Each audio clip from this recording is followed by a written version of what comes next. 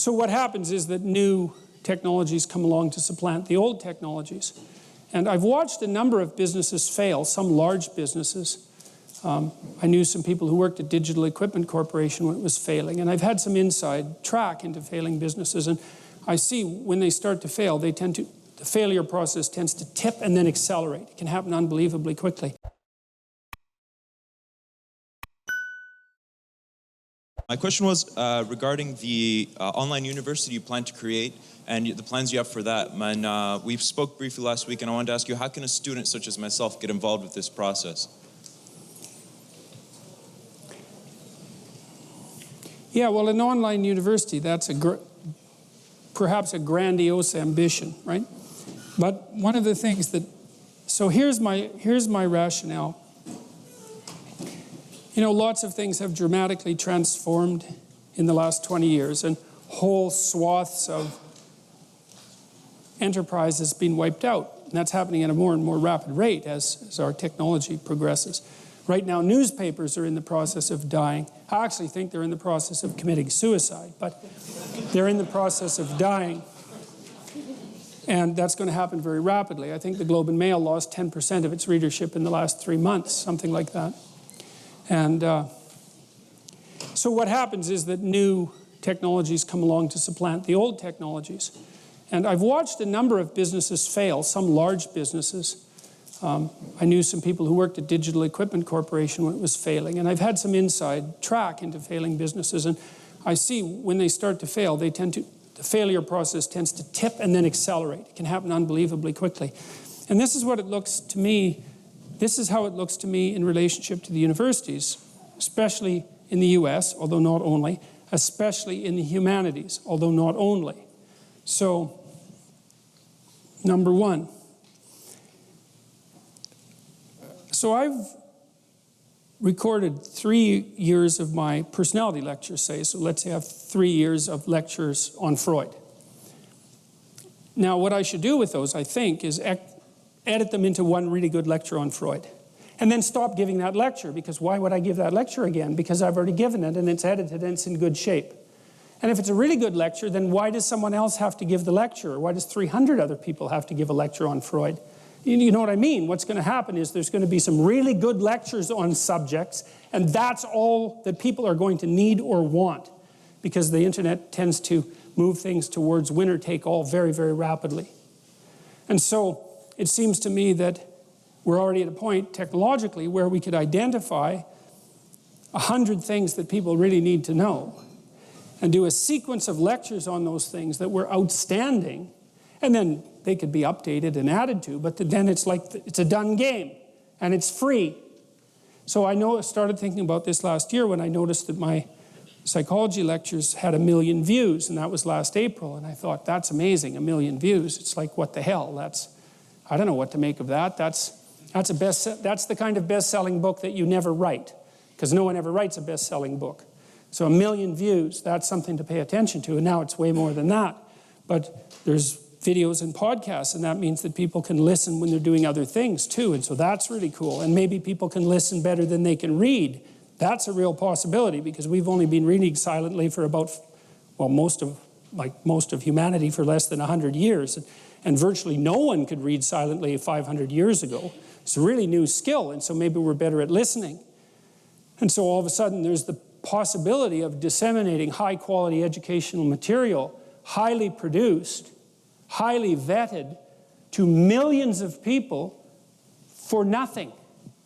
Well, how are you going to compete with that? Then it's worse, because the humanities, which have become completely degenerate, almost completely degenerate in my estimation, have abandoned their valuable intellectual property, which is the collective wisdom, at least for the West, of Western civilization. It's just sitting there. Someone might as well steal it back. And then there's the student loan debacle in the United States, if that's pronounced properly. Debacle? Debacle? Okay. Obviously, I've read that word more than said it. And so, I had a guy write me today, and he asked if he should go to a private college for $22,000 a year to pursue an undergraduate in psychology, so that he could get into clinical graduate school, or go to another university, the state university, for far less. I told him to go to the state university because it's the wise economic decision. But, you know, it doesn't seem to me that it's reasonable at all to load people up when they're 22 with $100,000 in student debt that they cannot declare bankruptcy for.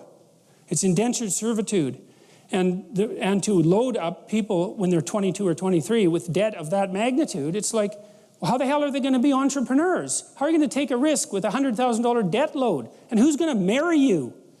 Well, really, Jesus, you know, because another story I heard recently was, well, I just got married to my partner. She brought into the marriage $120,000 in student debt. It's like, oh my God, it's like, that's crippling, man. Like, once you're making a substantial amount of money, if you're fortunate, maybe you're in your 40s, you could handle a debt load like that, but in your 20s, it's just crippling.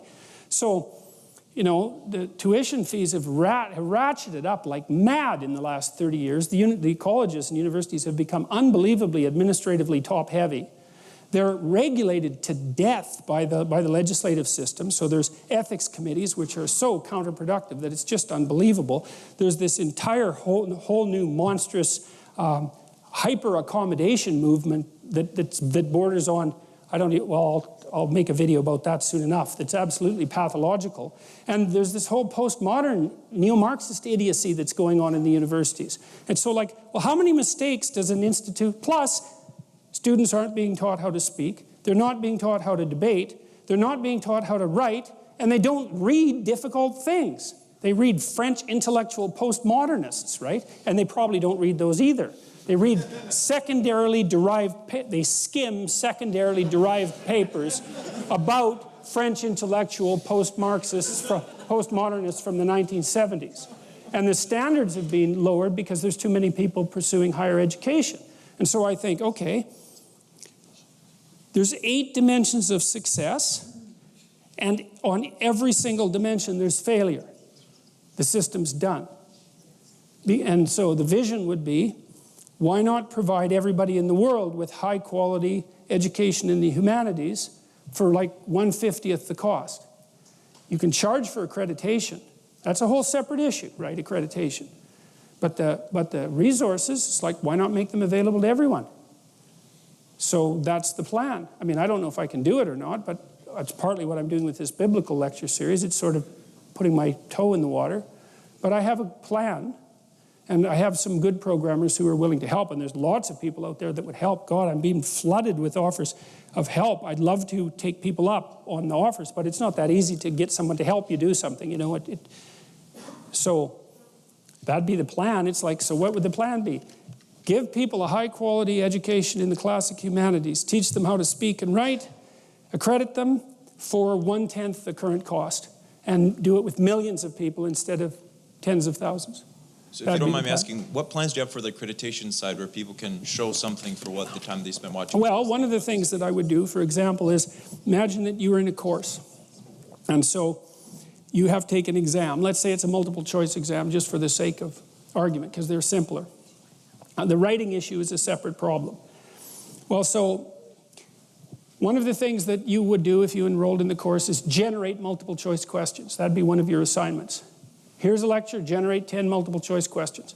Now you got 1,000 people generating 10 multiple choice questions. Well, then you can there are statistical procedures that help you figure out what valid multiple choice questions are. You could have people vote on them for that matter if you put them on a website. Assignment number 2, here's 100 multiple choice questions. Pick the 10 that you think are most representative of the knowledge that you've acquired. Get 100 people to do that. So you get crowdsource the test construction. And then you could keep making the test better and better as well, because you could build that. I'd like to build a system so that it was self-improving with a minimum of administrative interference. And so then what would happen is that as you got accredited, so you start writing exams and maybe you write more and more of them, then you'd start to buy voting power with regards to the content of the courses, and maybe even the right to produce courses to put them up online. So it's something like that. But our strategy would be to we want to build a system that's basically autonomous and self-improving right from the beginning. So minimum of administrative overhead, extremely low cost, widespread availability, crowdsourced in its structure, and autonomously self-improving. I think we can do that. I don't know if I can do it, but I think we have the technology to do that. And then you think, well, so here's the plan, because I'm always thinking of the point B. What's a good thing to do with life? Well, the good thing to do with your life is the most difficult goddamn thing you can think of that would do the most possible good. That'll get you up in the morning. And so, because you think, why should I get up in the morning? It's like, well, I've got 50 million people to educate. Hey, that'll do it. Really, that'll overcome a lot of angst, that sort of thinking. So it seems to me that it's inevitable. Now, whether or not I can do it, that's a whole different story, but I can certainly start it. And I'm going to start it. My business partner, the guy who helped me develop the self-authoring program, which thousands of people are using that now. And we've helped tens of thousands of students now stay in universities, so that's really cool. Well, maybe not, given the state of the universities, but I'm contributing to the problem. But but they're sticking out their plans. That's the point. They're actually making plans and sticking them out. So I think that we can, and we know how to start small because the way to build a big system is to build a small system that works and then scale it. And so I've been talking with my partner. His name is Daniel Higgins. I have another partner, Bob Peel, who used to be my graduate supervisor at McGill. And we've been working on this sort of thing for about 25 years. And our goal has been right from the beginning to build low-cost, high-quality psychoeducational interventions and bring them to as wide a market as possible. So, and Daniel in particular